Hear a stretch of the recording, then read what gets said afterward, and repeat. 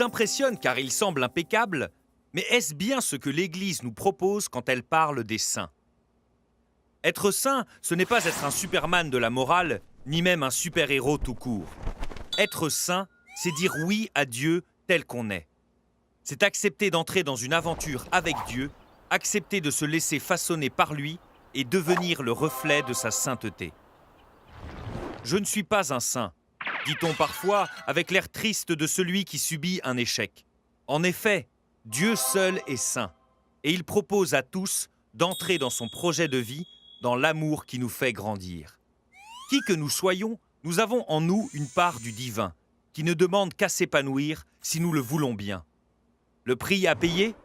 Accepter de se laisser conduire par le Christ.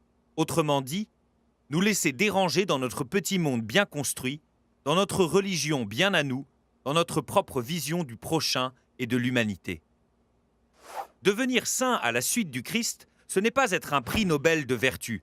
C'est accepter de cheminer avec lui vers un amour plus vrai, plus profond. Avec nos grandeurs et nos faiblesses, nous sommes appelés à être des reflets de la gloire de Dieu tels que nous sommes. Être saint, c'est faire confiance au Christ, qui sollicite ce qu'il y a de meilleur en nous pour construire un monde plus juste, plus humain.